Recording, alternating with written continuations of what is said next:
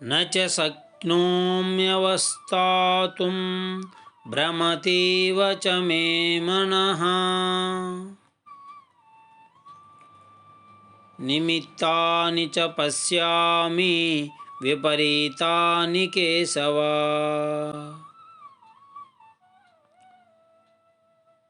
మనసు ఆందోళనతో నిండి ఉన్నప్పుడు అన్నీ విపరీతంగానే కనిపిస్తాయి.